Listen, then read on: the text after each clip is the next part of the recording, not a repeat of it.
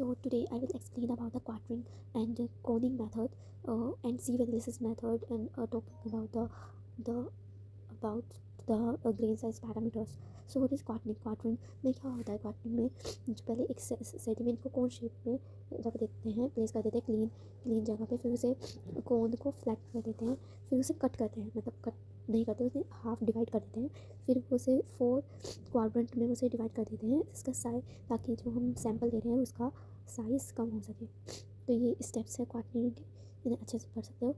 और फिर आता है सीव एनालिसिस। सीव एनालिसिस में क्या करते हैं? सीव एनालिसिस होता कैसे है? इसमें हम तो ये सीव एनालिसिस के लिए इसमें बहुत अलग अलग टाइप की सीव है। जो ऊपर वाली है उसमें लार्जर में सैम्पल को हम ड्रॉप कर देते हैं, फिर वो नीचे जाते जाते जाते फाइन हो जाता है, और उसमें सबसे नीचे 150 माइक्रोन्स का होता है, नीचे सबसे फाइन होता है, ऊपर जैसे कोबल पैटर्न, फिर उससे छोटे, फिर इससे छोटे, जैसे इस फोटो में दिख रहा है ऐसे ही होते हैं। तो इसका मेथड क्या है? तो इसमें इसे सीव एनालिसिस कहते हैं। जो सीव एनालिसिस होता है वो कोर्स ग्रेन सॉइल के लिए होता है, लेकिन जो सेडिमेंटेशन एनालिसिस होता है वो फाइन ग्रेन्स के लिए होता है। जो सीव एनालिसिस होता है वो carried out by using a set of slider sieves are design by the size of mesh in mm। जो सीविंग है वो परफॉर्म होती है बाय अरेंजिंग वेरियस सीव को हम अरेंज कर देते हैं टॉप टू बॉटम में, ठीक है। फिर बाद में हम इन सीव को अलग अलग जो इसमें होते हैं, जो हमने सैंपल डाला है उसको हम मेजर करते हैं, फिर हमें पता चलता है ये अलग अलग मेजर करके क्या क्या आया। तो इस अब सेडिमेंटेशन एनालिसिस और वेट मैकेनिकल एनालिसिस में क्या होता है? तो इसमें हम मेजर करते हैं, जैसे 75 माइक्रोन से छोटे साइज़ को हम मेजर करते हैं। इसमें जो पार्टिकल्स हैं वो परफेक्ट स्पेयर होते हैं, और जो liquid through which the particle flow must be indefinite extent. जो पार्टिकल्स होते हैं उनकी कॉन्स्टेंट टर्मिनल वेलोसिटी होती है, और within a photo second is maintain independently. So इस सीव एनालिसिस को हम पार्टिकल के साइज़ के को देखने के लिए यूज़ करते हैं। और सेडिमेंट के लिए सेडिमेंटेशन में हम फाइन ग्रेन सॉइल को यूज़ करते हैं। क्वार्टरिंग में हम डिवाइड कर देते हैं सैंपल को। ये नॉन मैकेनिकल होता है, मेथड होता है। तो अब हम graphical representation of grain size data देखेंगे। हिस्टोग्राम से हम हिस्टोग्राम क्या होता है? हिस्टोग्राम हमें ये बार डायग्राम होता है, और जो हमें सी ग्रेन साइज इंटरवल्स के बारे में बताता है। जो एक्स एक्सिस पे हमारे 5 वैल्यूज़ लिखी जाती हैं, और वाई एक्सिस में हमारी फ्रीक्वेंसी परसेंटेज लिखी जाती है, जो हमें डोमिनेंट सी साइज़ बताता है।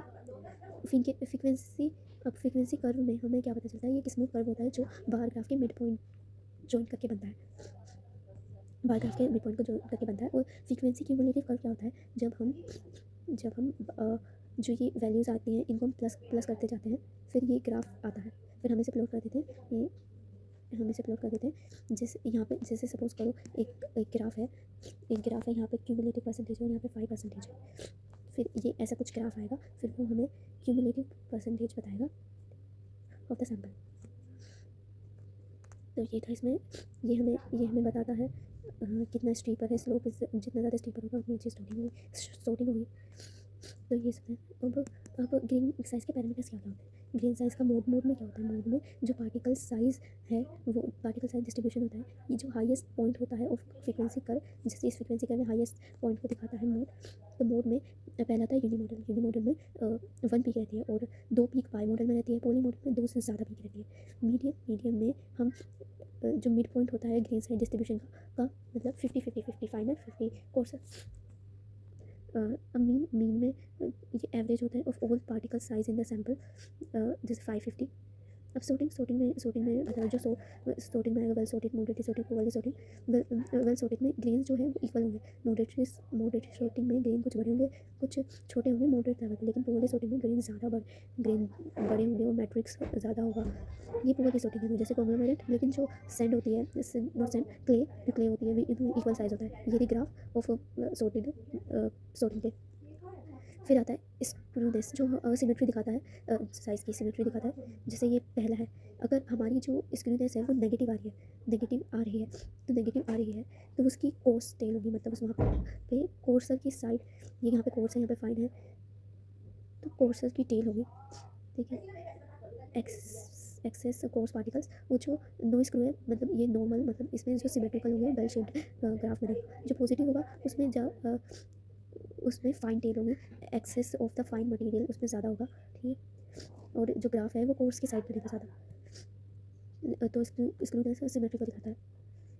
कोटेशस जो वीकनेस को दिखाती है और डिपर्चर को दिखाती है, ठीक है। तो इसमें तीन टाइप्स है। लिप्टोक्यूरेटिक जो कर्व की शार्प पीक को दिखाता है, जो पर्पल से ड्रॉन है इधर।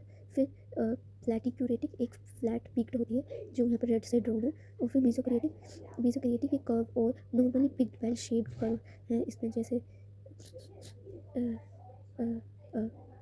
डार्क ब्लैक से ड्रॉन है। फिर अब इनके फॉर्मूले हम अप्लाई करेंगे। तो ये मीन का फॉर्मूला है जिसमें 516 550 लेते हैं। तो ये 5 वैल्यूज निकालेंगे कैसे? 5 वैल्यू को निकालने के लिए हमें ग्राफ है, जैसे ये क्यूमुलेटिव ग्राफ है, तो क्यूमुलेटिव ग्राफ में हम ये ग्राफ ड्रॉ कर लेंगे। फिर जैसे यहाँ पे 5% होगा, जैसे ये 50% दिखा रहा है, 50% पे हमारी 5 की वैल्यू कुछ इसके बीच में आएगी, मतलब 1.5 होगा, वो ग्राफ के हिसाब से आएगी वैल्यू।